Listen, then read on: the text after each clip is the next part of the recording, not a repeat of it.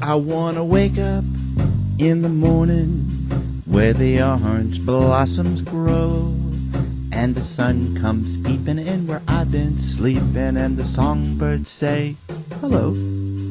I love the fresh air and the sunshine. It's good for us, you know. So I'll make my home in Florida where the orange blossoms grow. Hello, I'm Sally Parks, and I'm at the Palm Harbor Historical Museum with another wonderful Palm Harbor story through our oral history program. I'm delighted to have two guests here today, Glenda Revere Gunnells. Sorry, all those R's and G's, I have to keep them straight. That's fine. And we have Clay Folds, who is her cousin. So welcome to both of you. You know, I want you to pretend, only because I know what your lives were like early and back in the day, that we're sitting on a front porch just chatting. Isn't that kind of a lost art, just chatting about things, the world, your background, stories? It's wonderful to have that opportunity to do that with you today. Glenda, tell me a little bit about your family, how they got here. You have a rich background and legacy, so tell me about them. Yeah, we do. Our great-grandfather, William Thompson, was born in South Carolina, and he, I guess in his family, we don't really know, we've kind of blocked we can't find anything else about his family, came to North Florida, and he was born in 1832. He came to North Florida in 1840. And that's and that where was he lived. Madison? Madison County, Madison, Florida, that area up there. Right. Yeah. And he got married in 1854, and then when the Civil War broke out, he enlisted at Cedar Creek, and he went to war. He fought at Olena, I know that for sure. And then once he was discharged, he went back home, and most everything was gone. So in Madison. Mm-hmm. So he loaded up the family and brought them down here. So I figured that must be probably about 1865. Mm-hmm. So I know that there was one of the children was born somewhere around that time. So probably I would think he would have waited until that one was born before he came down here. Mm-hmm. So somebody 64, 65. And they settled in Palm Harbor? They did. Mm-hmm. They had a log cabin that was actually it would be just north of Nebraska, right off of 19, where 19 is now. They had a log cabin that they built. And then they bought a two-story house. That must have been the boondocks in those days, was it? Oh yeah, there was nothing. There was no Highway 19. Oh sure. No, there was.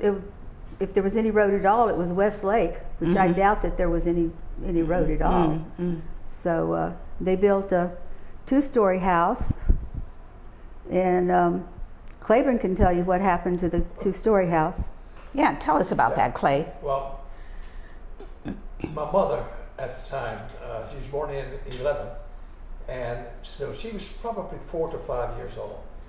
And all the people were down in the field working, and she was upstairs dropping matches down to the ground where there was a box of papers and things like that. Mm-hmm. So she caught the house on fire. Oh my goodness. So she was alert to know to go get somebody. So she went out in the field, and I don't know whether she got there in time to tell them if they noticed the smoke, but of course the house was on fire. So it destroyed it completely. You mean the fire trucks didn't arrive? Yeah, with the oxen. And the firemen in full gear and what have you. They had to move into the barn, Really? The house was totally destroyed. Oh, that's a sad story. Yeah, it is. And she's had to live with that, of course. Yeah, I guess that's kind of an albatross, isn't it? That you set the house on fire by playing with matches. Yeah. She set her grandfather's house on fire. Wow. Okay, so tell me about your mother's side of the family now. Well, my mother was born in Vienna, Georgia, which is around Cordele, and her mother was from Moultrie, Georgia, and her father was there from Cordele. And I think they came down around, let's see, I know they were here in 1928. They came to Palm Harbor about 1927, I guess, because they had lived in Lakeland, they lived in other places. But I'm not really sure exactly when they did come to Florida. I just know that they were here. In the 20s. Yeah. And they had to go to the post office in Palm Harbor to get their mail. They lived out off of where 19 is now in Alderman. They lived in a grove there. And Did they live in a grove house, do you know? I don't know now. I don't know if what it was, but I doubt it was that small because there was about six. She had about six. Well, there wasn't that many born at that time. But anyway, I don't think there's at least 3 or 4 children. Right. And they had to go to the post office in Palm Harbor to pick up their mail. And when they first, got here and didn't know anybody, and my father and his Thompson cousin was there. And At the post office. At the post office, and they liked the looks of these 2 girls. Oh. So they followed them home. And later on, my mother married my father, and my aunt married my dad's cousin.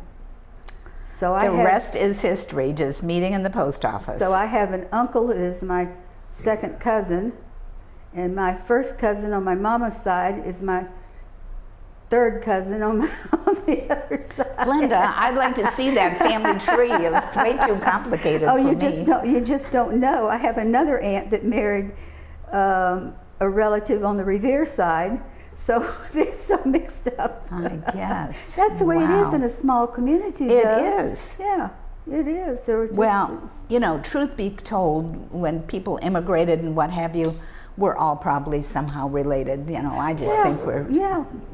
They say 6 degrees of yeah. separation. I have a cousin that said that she always was careful who she dated because she might be dating a cousin. That's a good story. I like that one. I like it. So, you've mentioned the Thompson family, the Revere family.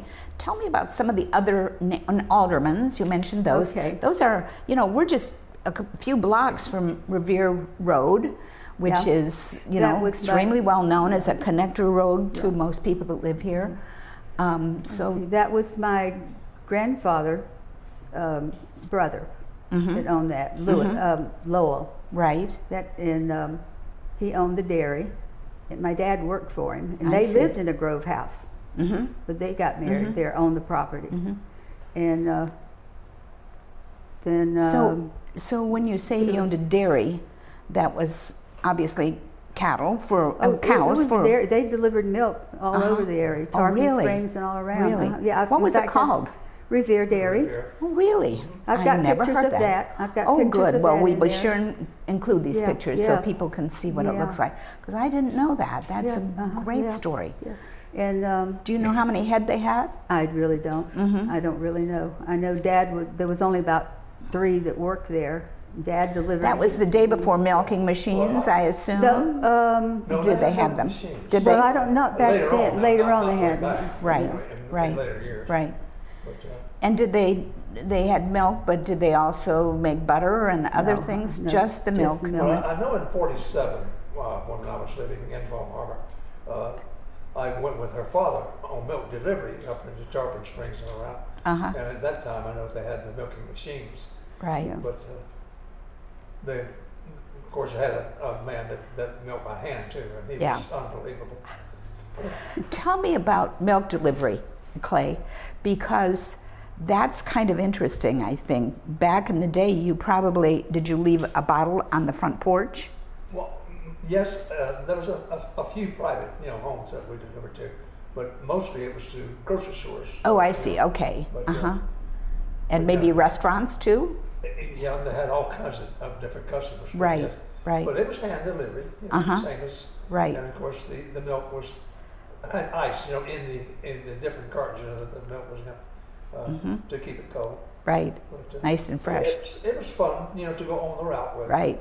But I was a city kid that had milk chutes, which was, you know, a little box that you could get in from the outside, but also, and it would, I don't know, it was well insulated, so things would stay cool in there. Right. So Yeah. the milkman would put Exactly. the milk or cream or butter or whatever it was, and my mom had chocolate milk sometimes had left a note what she wanted that day. Yeah, yeah. We used, in the '60s, we had a box that stood on the porch. They delivered. Right, insulated box that kept it cool until you could get it in the fridge. Yeah. Right.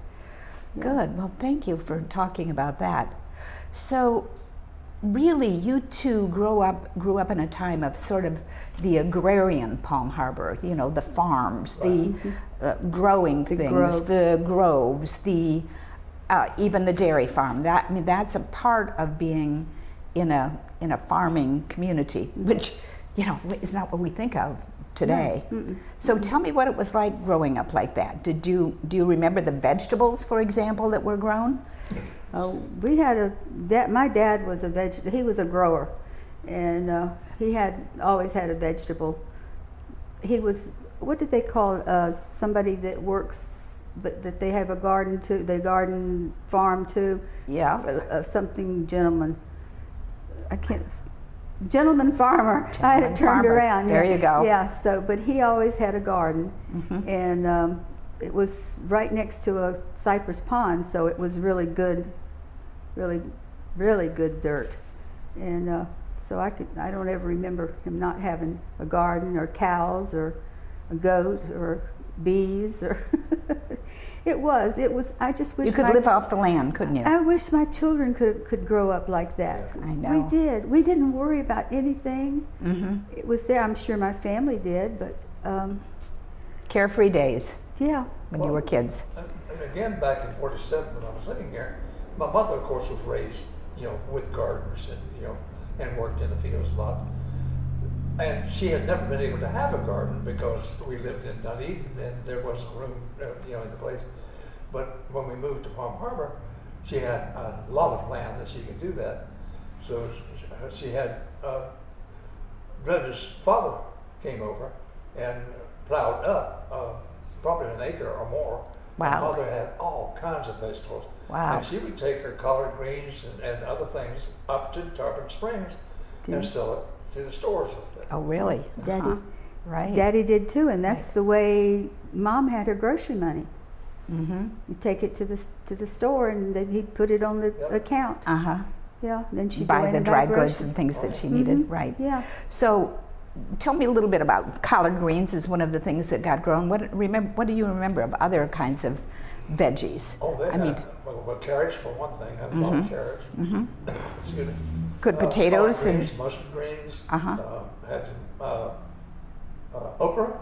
Oh yeah. Okra Oh, was yeah. a big thing. right. And Cabbage and tomatoes. yeah, cabbage, tomatoes, lettuce. You know, just Too hot for variety. corn and too hot No, for no, we had corn. really. Yeah, corn was grown.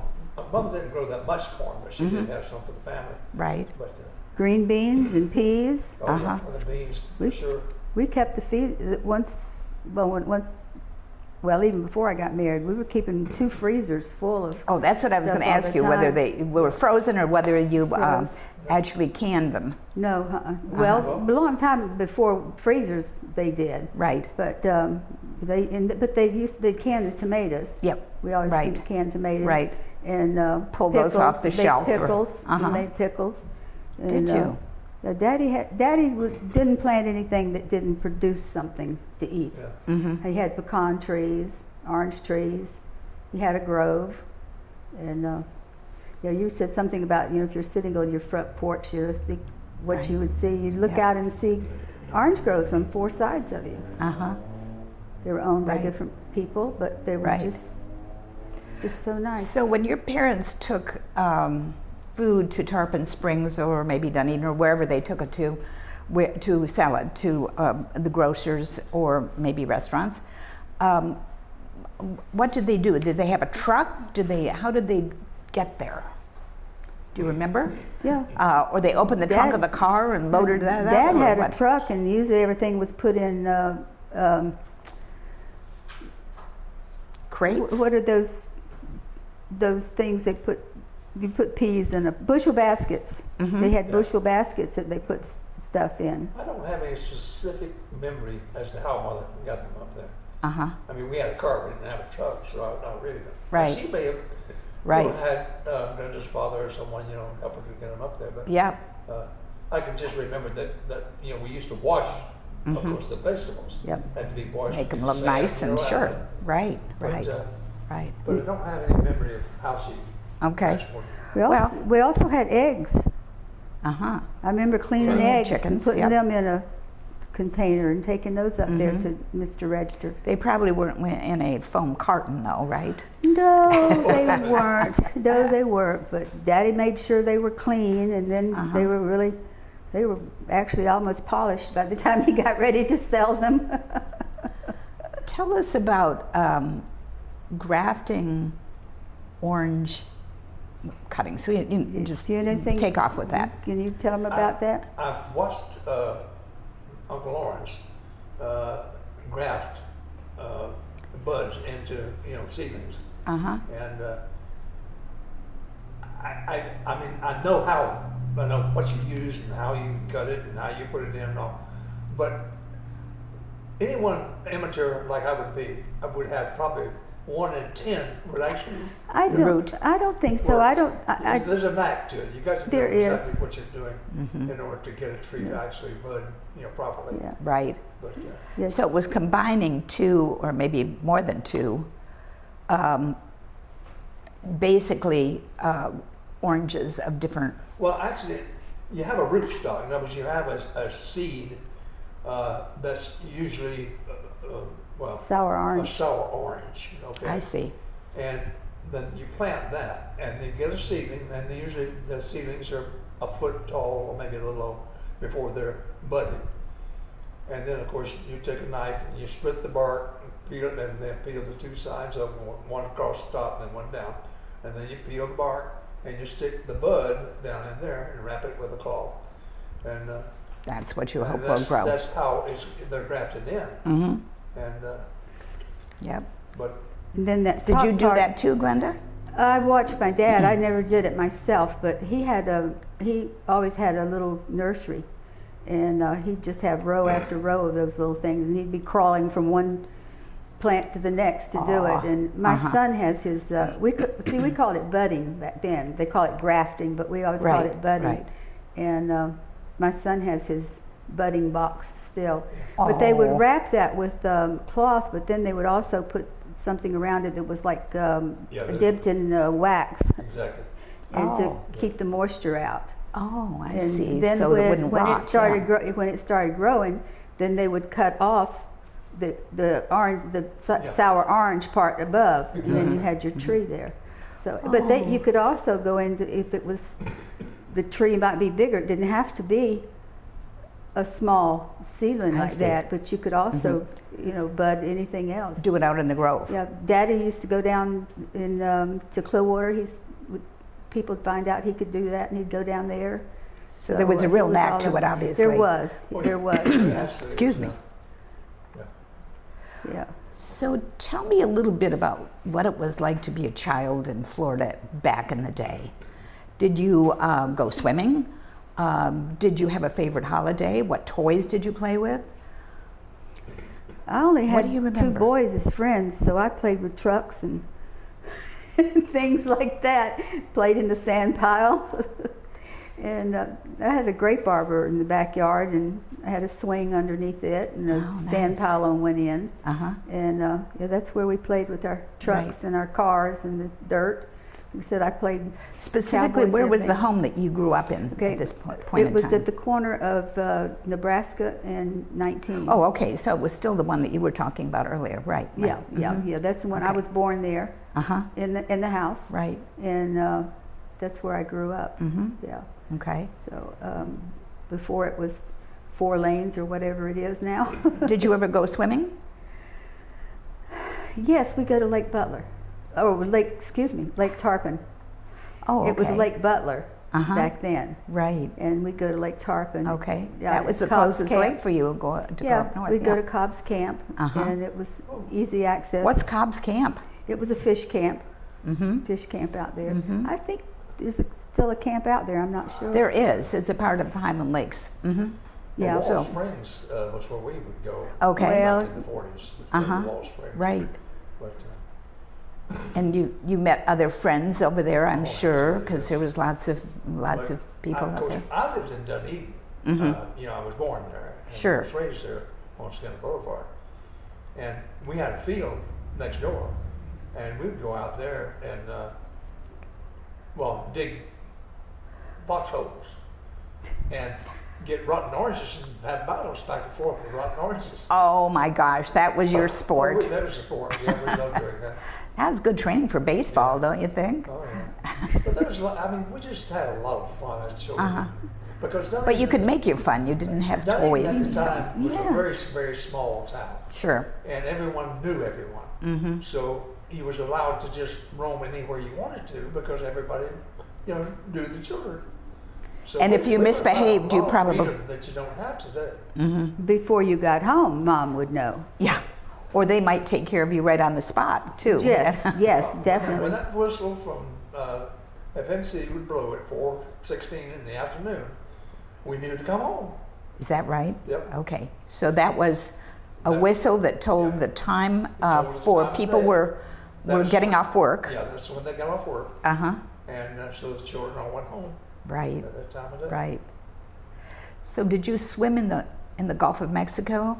We went to Do you remember Clearwater Beach. Clay? That's where I learned to swim. Okay. Was in Dickman and Clearwater Beach. Mm-hmm. But, Right. Right.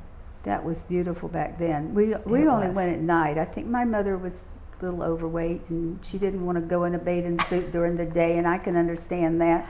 She could disguise herself well, at they night, would eh? all get together. My aunt and uncle and those would all go down there to the beach, Right. and it was so pretty because you could just do your hands in the water like this, and you could see the phosphorus. It was just so clear. It was just beautiful back then. Yeah. It I was. But understand. I never learned to swim, and my mother didn't You even. never learned to I swim? never learned to swim. Glenda. I'm really not. I really don't care for the water, and I think it's because I didn't learn to swim. But my sister almost drowned twice out at Lake Tarpon, and it was. I think that scared my mother. So she was. And scared you it some scared because me of too. that. Yeah, Mhm. and I just Now, we didn't talk about your sister, but she was older than you. 10 years older. Uh-huh. Yeah, and So- she was born in the when they lived in the Grove house over on Revere Road. Mm-hmm. She was born there. And so you kind of grew up as an only child because she More or less. probably, by the time you were a young girl and growing up as an adolescent, she'd probably left the home. She'd gotten married, and yeah. Uh-huh. When I was about 9, 10 years old, she was Right, married. right, Yeah, right. she was. She was 18 when she got married. So, Mm-hmm. yeah. So, but they lived on the same property where Mom and Dad lived. So let's talk about schools. Where did you go to school? Clay, I'll start with you. Well, of course, in Dunedin for the first few years. Yes. Well, up through the 4th grade. And I had just started the 5th grade when the war came along. And of course, I went to Daytona then. But after the war, it was the Palm Harbor School here. And And Palm Harbor Elementary School? no, high school. Oh, high school. Okay. By then you were high Yeah, school because age, right? I was through the 5th and then the Right. 6th before I came back. Right. And so And what about you, Glenda? Where'd you go to school? I went to 1st through 4th grade at Curlew Elementary. That's on Which is over on Westlake Road. Westlake, where it used to be. Right. Yeah. I went to school And that, there. just to and, describe to people, that's just south of Tampa Road on on Westlake. the east side of the street, right? It's kind there's The still church kind of was a on the vacant west- lot. The church was on the church. The school was school. on the west side. Oh, it was on the west side. There's oh, still okay. some steps there, Uh-huh. and a little bit of a wall Oh, okay. that was Uh-huh. there for the Right. school. Right. And I went there from 1st through 4th grade. My Mm-hmm. first and 2nd grade teacher and principal was my cousin Eloise Thompson. And I stayed there, and then I went to Palm Harbor. The year that it burned, we were supposed to go there for 5th grade, And because the school had burned, we went to school in the manual training room. There was only 2 classes. The 5th and 6th grade was there. That was Palm Harbor Elementary, which is now on 15th. Is that Yes. the same one? Yes. Okay. Yes. And then I went to Tarpon High. So Because and then there wasn't a high school in Palm Harbor. No, but you know that it used to go to the 9th grade. It was called Palm Harbor Junior High. Right. And then it changed, you know. Then Yep. we went to Tarpon in the 9th grade. It became 9th. And again, I had a cousin for a teacher, in the 7th grade. So you can't get away from I guess family not. like this. I guess not. And speaking of family, let's talk for a minute about Daisy, because she was your aunt. She's my aunt. Yeah. And she is well known here, Oh, primarily she because was of a the last name. principal. But Well, she was a principal for years. teacher Yeah. first, Teacher, and then at principal. Ozona, and then principal. Yeah, I never did have her for teacher, principal, or anything, because she was at Ozona. But she was a part of your kinfolk, of Oh course. yes, in that yes, area. she's my great aunt. Yes, yeah. Lucky you. You've She had was such she great was just heritage. such a prim lady. She was a lady. That's the only way I can put it, you know. So She certainly was well respected, because I hear that Very all the much time. so. People bring her name into a conversation, and Oh, her name is yes. always Yes. revered. No Yeah. joke intended there, but she is really, yeah. She was really married to was an amazing woman. to my Uncle Lowell. Yes. So Right. And then we were talking about the different ones, and I have a uncle. We had an Uncle Arthur Revere that was one of the brothers, and he was a Methodist preacher. And Uncle Lewis, he lived in Jacksonville, and he was a poet and liked to write.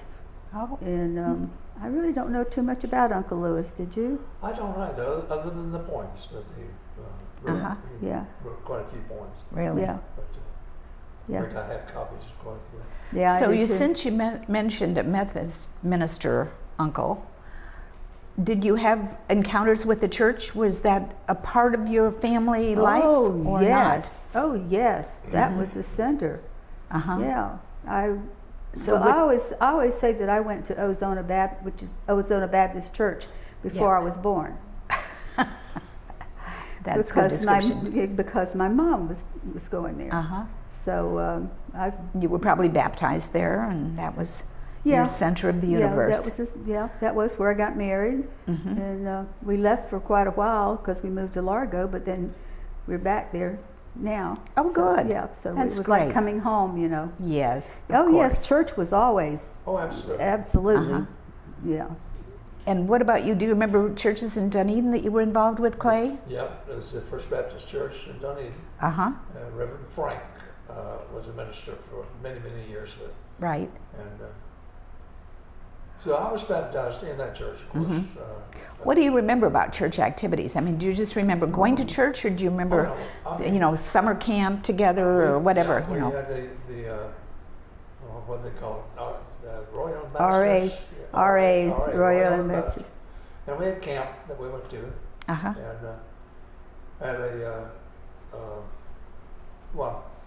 our Sunday school teacher used to have us to his home once in a great while, and he would take sugar and melt it, and then when it cooled, he'd give us break it up and give us pieces of this raw sugar. Raw sugar. Oh, okay. It wasn't toffee when or anything. you melt it down, it's nothing but raw sugar. Right. But it was candy as far as we were concerned. Sure. We loved it. It's like rock candy. Yeah. With the sweet tooth. Yeah.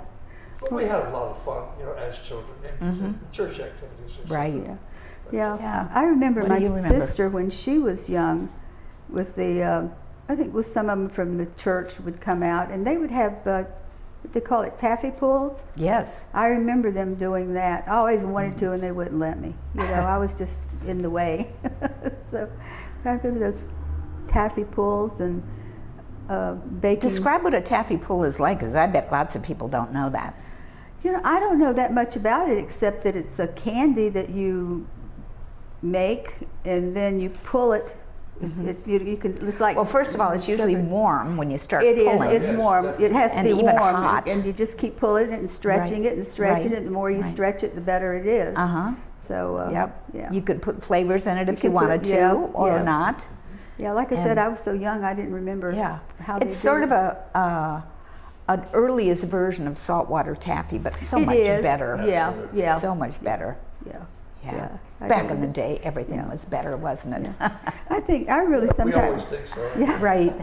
I always think that my sister had a really good Childhood and teen years, especially because she was friends with a bunch of the kids from Palm Harbor and Ozona, and they even had a country band, and they'd come. I remember when she had her appendix operation, and she came home, and they came out. And they were all sitting around her bed and playing the guitar and Oh. singing, and how cute. yeah. Which, did she play an instrument or no, she singer? didn't. No. Right. Yeah. So Early, before we started this interview, Clay, you talked about sugar cane. And most people don't realize that sugar cane was grown in this area. We now think of big sugar in Right, South right. Florida. But sugar cane, along with the groves and so on, was a pretty big industry here at one time, wasn't it? I'm not really sure that it was that much of an industry. Okay. But a lot of private farmers, like my granddad. In fact, even today, there's still people that do that. And it's mostly for the family. In other words, they I did see. sell some of the syrup was Right. being sold, Right. but the majority of it, was for family. oh, those were good times. And so tell me about cutting sugar cane. I mean, you go out and you use a, Well, the first Big thing, knife the or first thing what? you do is burn the field. oh, you burn You it. have to set it on fire and burn it. And I mean, by the time Smells like burned candy. it doesn't hurt the sugar cane itself, but it takes care of all of that leaves and everything I that's see. all dry. Right. So it burns off all of that. And then of course once that's gone, you go out there with a big machete and you just cut the top off of it I see. and reach down at the bottom, chop it off. So you got about probably a 5 to 6 foot piece of sugar cane. Wow. And you just pile that on your truck until you get it loaded and take it into a mill. But the You took mill, it to a mill. yeah, well, the mill, we have our own mill and our own cooking facilities. And they had a tractor that has a big, probably 7-inch belt, 20 feet long, that runs up to the mill itself, that turns the mill. And so, I mean, you crank the tractor up and get that running, and then you take a half a dozen sticks of this and stick it in there, and it just crushes it. Jam it in. So Wow. you'll have a mountain of juice that comes out into a 55-gallon drum. And once you get 30, 40 gallons, you just fill it up, pour it over into your kettle, and start cooking. That's an amazing story. I don't think most people know that. I certainly didn't know it, but I'll bet you there's lots of people that don't know how it all takes place. Did they Starting put- with burning the Well, fields. so many mills don't have a tractor; they have a donkey or a horse. Sure. or Goes something round goes and around round. and around. Right. And, Right. but they did have a tractor that had a side pulley on it, Right. and so it made it a lot faster. Yeah. Did they use water Yes. in that too? Yeah. The reason Yeah, I was they had asking, a well. down- it was a spring, I think. Well, yeah, wasn't it? it was spring, but well, in fact, the whole facility was real close to a bayhead, and in that bayhead there was an old spring, and they had, of course, fixed it up where every year they go in and they clean it all out because it's had a lot of mold and whatnot, and moss and things that grows, on your big rocks that they had for the walls. But they cleaned it all out, and then, in a matter of a few days, you'd have a full, real fresh, real good water. Oh. And that's what they would use. They'd, get about bucketfuls of it and take it up and pour it in, with syrup Right. and cook it down. Our cane mill was right. Do you know where the Montessori school is on Nebraska? Yes, ma'am. All right, it was behind the house that's next to the bayhead there. It was right directly behind that, and then just at the north end of that bayhead is where the well was. Right. And So that's up on Nebraska, between Nebraska and 19 on the north side of the road. Yeah, and that I mean, Belcher and 19. is what I Belcher meant to say. 19, yeah. And from what I understand is the two-story house that burned was sitting just, I would say, to the east of that. I don't know how far east. And because I was told that the cane mill was in the back of the house. I see. And they said the house faced east. But Right. we've just got a picture of it, so we don't really know that much of where it was. Right. Right. But when my mom and dad built the house that's right there next to the Bayhead, that was my mom and dad built land there, or built the house there, because they got to the point where they couldn't, his grove got frozen, and they couldn't afford the taxes and everything on it, because they had 8 acres right there on 19, and it was valuable. So they built a house there, and at that time the spring was still there, the well was still there, but I don't know if it's there or not. But that was everybody. That was a community thing. Everybody would come at night, and after they get off work, and it was just a party. Just so much fun. And we kids would. Oh, yeah. They have a big pile where they throw the pummie. When the what? The pummie. What's pummie? Pummie was the leftover stalk of the cane. That when you got the juice out of it, that was called the pummie. And they just throw it out in a place, and it would just become a mound. And we kids just loved playing King of the Mountain and rolling in that stuff, and we'd be so sticky when we get home. But the bees were up there. Yeah, they were up there too. Oh, The bees really? were up on top of that pile. Sure. So we got stoned quite They a lot. loved it. Yeah, I'm sure. Oh, At night they weren't quite as bad as they were during the day, though. right. They had a little harder time finding you. Yeah. That's what I'm saying. It's just too bad that their kids couldn't grow up that Right. time, because it was wonderful. It was. So we talked about growing things, but one of the things that I heard that your families did was grow some kind of flowers. Maybe it wasn't yourself or your own parents, but somebody in your family grew flowers. And this is a lush area of Florida, so what did they grow? Do you recall? Clay, do you recall any flowers yes. being grown? It was, I think the name was Status, was the name of the flower.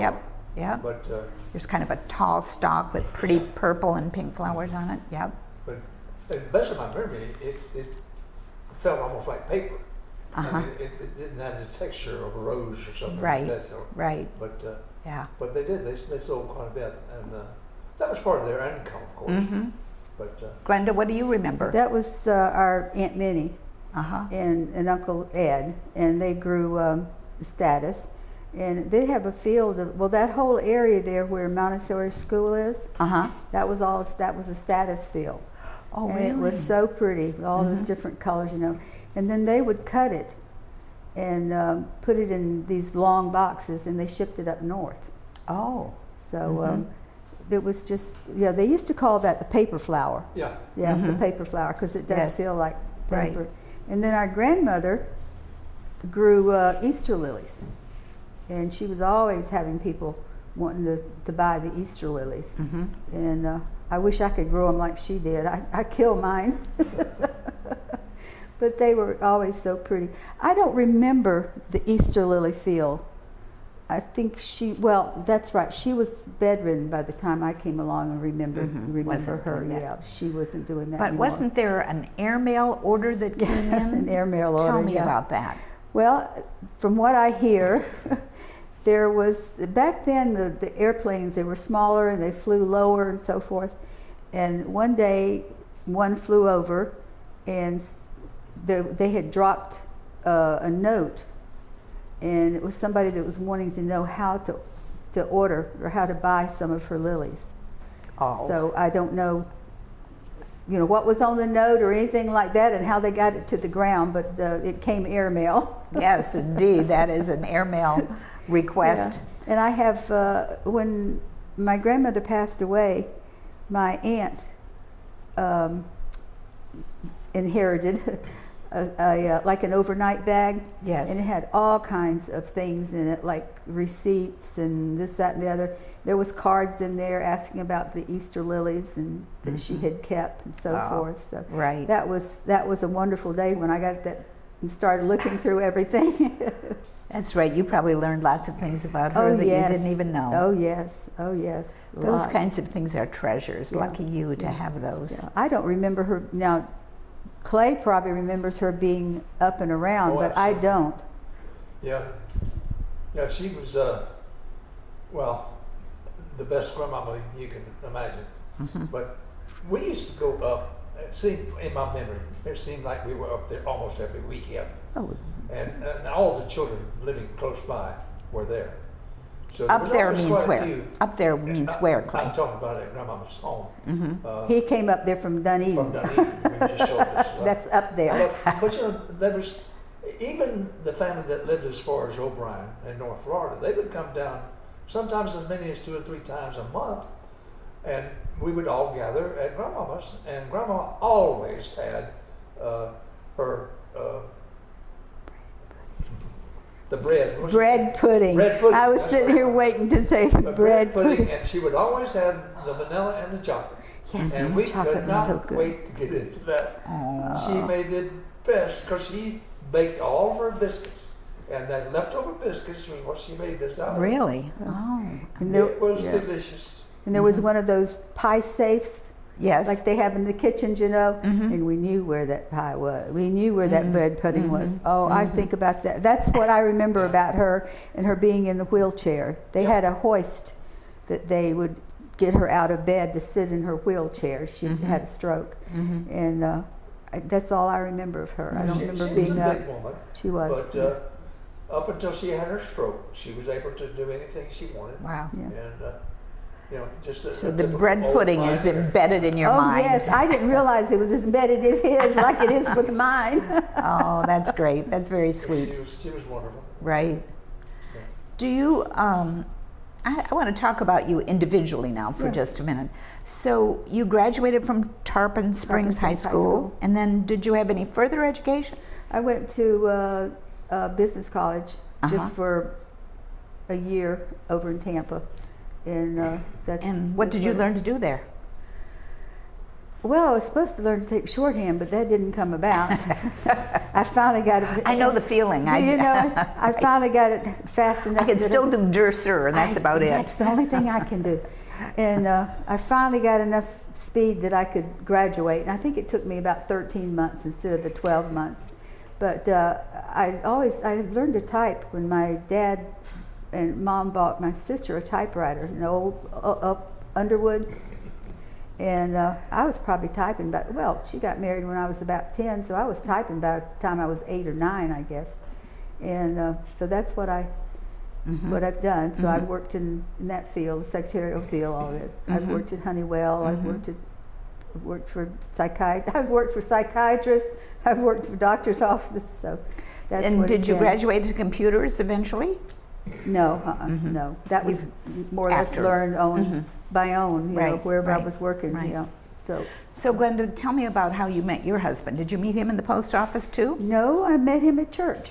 Oh, okay. Yeah, he was discharged from the Air Force in June, and then he was from Georgia, and then he and his mother moved down here because they had other family here, and he moved down here, and he and his cousin and his mother would come to church, and I had my So eye I was on him. a Baptist church? Yep. Uh-huh. So I had my eye on him all along. Oh, okay. But then I found out he was going to business college over in Tampa. He was going to the Tampa Business College, I think it was, and I was going to Central Business College, just down a few blocks down. So I asked him if he wanted to share rides. So that's how we got You were the together. one that made the overture. Oh, I chased him till I caught him. Oh, that's good. That's good. Yeah. So what year were you married? 1960. And his name is His name was Gerald. Gerald Gerald. Reynolds. Jarrell. Gunnells. Uh-huh. Yeah. Gunnells. Yeah. Why do I keep saying Reynolds? It rhymes. It's the Revere thing that I'm got confused with. Yeah. And you had a family. I have 2 daughters and a son, Uh-huh. and I have. Do they live in this area? My son lives in Largo. Uh-huh. I have a daughter that lives in Winter Haven, and then I have a daughter in Jacksonville. So they're all And Florida anyway. Oh yeah, and I have 4 grandchildren and almost 7 grandchildren, great grandchildren. There's They're one coming. due in September. Okay. Yeah. Okay. And what did your husband do? What was his work? He worked in the grocery business, most all of his life, and he retired from Publix after working there 18 years. He retired from there. And after you married, you lived in Largo area? We moved to Largo. He was working at A&P in Clearwater, so we wanted to be closer down there. So we moved down there. And you're still there? Same house. Right. And that's around Belcher and East Bay Belcher Drive? and East Bay. Belcher and East Bay. Right. Yeah. Right. And that has really changed down there. Oh my goodness. Has it ever? I know. Yeah. So. So what do you remember about your early marriage life? You know, about your social life? Was it through the church, through people that you met at work, neighbors? I don't know. Most people meet people through their kids' connections too. Maybe their kids play sports or. Yeah, we really didn't have that much of a social. Well, we did have some friends that he worked with, and I had a couple for a few years. But my husband was very, very shy, very quiet. Introvert? He was definitely an introvert. So, but we were very active in church. So, but it was a good marriage. The Lord planned it. It was a good marriage. It was. This sounds like a silly question, but did you play cards? No. But it wasn't anything that the church said you couldn't do? Oh, no. Oh, Okay. no. The church was okay with you playing cards or dancing Well, or whatever? now, when I was growing up, you couldn't dance, and I never learned to dance. Oh, And I was okay. determined I was going to learn to dance before one of my class reunions. And so I thought I went to Fred Astaire studio. Did you really? Every time I went, I had a new teacher. I think they figured out that they wasn't going to teach me to dance. Oh, So that I don't was waste think that's money. true. I don't think that's true. No, it's true. So you never but- really learned to dance with competence. No, anyway, that's right? it. That's it. My feet. You just couldn't do the freeze. ballroom dancing with your big skirt No, my flowing feet just out. freeze. I can't do that. I was talking to Clay about that last night. I said, I just always froze. I said, then I started going to a church where they said you couldn't go to the movies. And it Oh, was like, oh, gee. this might not fit with my life. Yes, right. But I've always been, I guess you'd say, an extrovert. So, you know, I always find somebody to talk to or something to do. Yeah, So. I can tell. Yeah. Lots of chats on porches, I'm sure. Oh, Just yes. like we are now. Oh, yes. Oh, yes. Clay, tell me about your grown-up life. So you graduated from? Well, I graduated from Lakeland High School, and we were the last class out of that particular building. I see. Then In following 1940s? This was 1952. 52, okay. And they had a new school in 53, and my brother graduated from it. But I went into military in 52. I see. September, and spent 24 years in service. So Oh, so you were career military. Air Force. And So did you fly or did you do other no, things? I was in different offices. I was always an office worker, but it varies in the Air Force because it's a different office, different type of office everywhere you go. I was in like accounting and finance. I was in a missile outfit, a communications outfit, and postal outfit. It was a different challenge every place I went. But and I enjoyed it. My family enjoyed it. Right. The And did you children- marry? Oh yeah, I married in '54, and we had our first boy, the only boy, at 55. Then we had 2 daughters after that. The So you last have one- 3 children like yeah, Glenda? The last daughter was born in Germany. I see. And, Where you were stationed, I Where I assume. was stationed. And He was also stationed in Alaska at I one was time. stationed in Alaska, and the children were a little older at that time. They were old enough that they enjoyed the snow and Right. learned how to play hockey and they just enjoyed the snow itself. Just being able to get out. But and these play in Florida the snow. kids, I mean, enjoy the snow. I don't know about that. What they did. No, of And course. They temperatures do. were, drastic at times, but you had the clothing to be able to That stand. makes a difference. Clay, when you're young, it's just a different adventure, isn't It it? is. That's Sure. Yeah, And then it what is. did you do after you left the military? Well, I went to a tech school and became a machinist. I see. And I worked for a company in Lakeland making packaging machinery. And we made, well, the packaging, whatever you wanted to package. If you had nylons you wanted, we made a machine for that, or any other product that you wanted, we built a machine for you. I see. And, we even made a machine that made cotton swabs. Really? Or, any kind of machine practically that you wanted, we made it built for you. And I wound up working in the experimental department, and did all the machining of the experimental. Right. Because you had to develop new machines for certain products, of course. And I did that up until I finally decided to retire totally. You're And, totally retired now? well, even after I totally retired, I still wound up going in business and had my own business for quite some time. Doing? Actually, it was landscaping, lawn mowing, and office cleaning. I had an office cleaning business at night. Right. But Basically a maintenance kind of right, maintenance. business. Well, good But for then, you. Of course, you get tired of that after a while too. So. Right. But I totally retired about around 1990. So you live in Lakeland now, but your roots are deep in Pinellas County and Palm Harbor area, Dunedin and so on, aren't they? I can tell that. So you two have such a rich legacy to leave to this community because of your history, because you have a perspective that almost none of us have. I mean, think of the little kids, your great-grandchildren. You need to be telling them stories about what it was like to grow up, or you need to write it down. So I hope you'll think about that. Yeah, that's something, I think a lot of times, why didn't I ask this? Why didn't I ask that? I know. Exactly. And you just don't, Right. it's there and you just don't think about it. But you don't need to worry about what you didn't ask, because you've lived a life that is very different from the way your children Oh, and yes, grandchildren yes. live. So, and great-grandchildren, you've got greats coming now. I yes. mean, that's very profound to tell those stories, living through history in the military like you did, living through this community where it was evolving from being agrarian to being a very developed county, obviously. Oh, yes. Well, back when our great-grandparents came here, it was Hillsborough County. Yeah, that's right, it was. Yeah, in fact, when you look at when my father was born, he was born in Hillsborough County.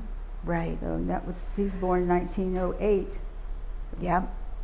So what legacy would you like to see left by your family name and your family contacts and your own personal history? What would you like these people who are watching this to remember or to know that they need to know? That's a deep question. That is very deep, Very yes. deep. And I don't mean to throw a curve at you, but being a part of a historical society, I always think that we just need to remember our history and know who we were at one time and what we've become and how we can continue to grow, but maybe do better, not ruin things, for example. I think it's always good. One thing for the legacy is a good name, a name that is respected in the community. That's a very good point, think Glenda. about that. Yep. And certainly your name has been both in your husband's name and your maiden name are certainly names that are well known and well respected. Yeah, it's just wonderful to know that you have that history. So that means you were considered honest people of integrity. Yes, that's what I mean. Yeah, your name. Yeah, definitely. You just want them to know that we tried not to do more damage than good while we were here, and hope that in the future people will try to leave this planet, this world, right, in as good, if not better shape than what it was when they came into it. But, very good way to put it. This day and time, though, they don't appreciate, I don't think, the history, because they look at today and they're not looking back at the history. Well, look what's happening with the whole country. I won't go any further. But, you know, history is history. And I don't think you should, you know, put it aside. And in a sense, we need to do things like this, Well, videotaping stories Right. like yours. We need to take, you know, things more seriously than what it has been so far, as you know, the global warming. I mean, this is something that's real. This is not something that you have to scoff at. This is things that we've got to do. Right. And Yep, we do, and we do need to take those seriously, and we need to talk to our children and grandchildren and great-grandchildren and tell them.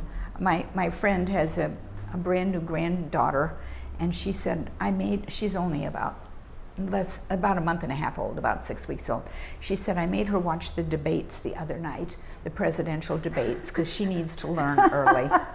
I thought that was a good idea. You know, it's kind of setting a mindset. Yes. Now, obviously, the child didn't understand anything, but you know, you never know how early they can learn. Well, I'm thrilled. I have a grandson that is really getting interested in history, not only the family, but of the town where he's a fireman in Palatka, and he's really getting into that, the history of the fire station and just the history of the area. Right. And I'm just so glad that he is interested in something like that. That's great. we were just speaking the other night that right now our family has a reunion every year in Gainesville. And right now I take care of the family history, and I'm the treasurer. And who am I going to pass it to?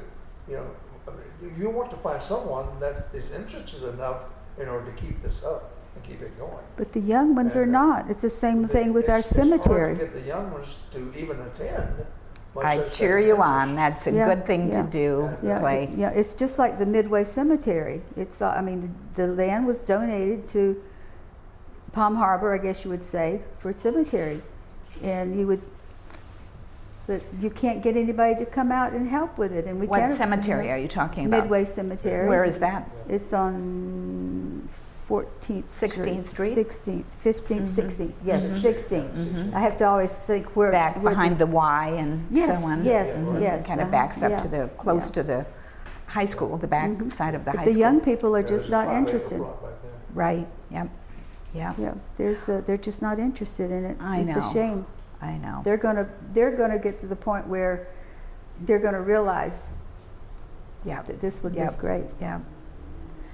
Thank you so much. You two are an Thank you. amazing pair and have great stories to tell. And I do feel like I've been sitting on your front porch just chatting with you. So thank you for being here. To Glenda Revere Gunnells and Clay Folds, you have been very special guests. Thank you for being with me. Thank you. And thank you for being with me today. And I'll make my home in Florida, where the orange blossoms grow and grow. So